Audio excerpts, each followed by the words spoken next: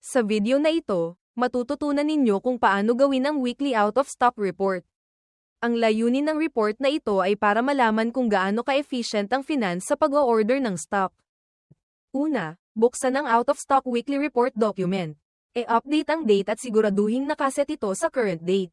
Pagkatapos, pumunta sa Table 1, ito ang quantity of out-of-stock. Dito natin check kung ilan na ang out-of-stock items based sa Loivers. Para ma-check ito, buksan ang inyong Loivers account. Pumunta sa items list. Sa category, piliin kung anong category ang each check. Dahil ang unang i-check natin ay BK, e-click ang BK category. Sa stock alert, e-change ito to out of stock, dahil out of stock items ang check natin. Makikita dito ang message na, there are no items matching selected filters. Ibig sabihin nito ay walang out of stock items sa BK. Balik tayo sa OOS report, at sa table 1, e-set ang BK sa 0, 0, number of out of stock.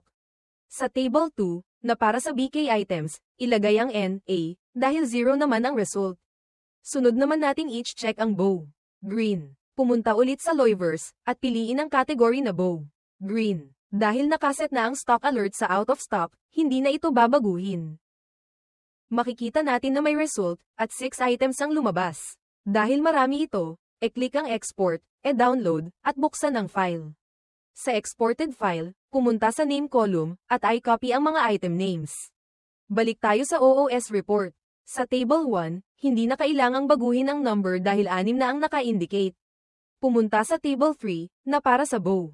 Green items, at i-paste ang mga kinopya. Dahil 5 items lang ang na-paste pero 6 ang nasa Loivers, bumalik tayo sa Loivers, hanapin kung alin ang kulang, e-copy ito, at e-paste sa table 3. Kapag kumpleto na, tapos na tayo sa bow. Green. Balik ulit tayo sa table 1. Ang susunod naman na each check ay online, TGP Watto, TGP, items A, at items B pare-pareho lang ang process na gagawin, katulad ng mga naunang steps. E-fast forward natin at sabihin na tapos na ang online, TGP Watto, at TGP.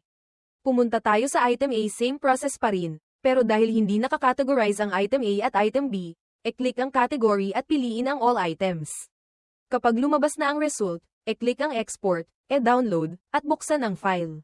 Sa name column, ang kakopyahin lang ay ang mga items na may A, dahil ito ang item A balik sa OOS document. E-update ang table 1 para sa item A pagkatapos, pumunta sa table 7, na para sa item A, at e-paste ang kinopyang items. Kapag tapos na, okay na ang item A. Ang item B ay same process lang ng item A. Kapag kumpleto na ang lahat, e-print ang OOS report at e-submit ito sa integrator.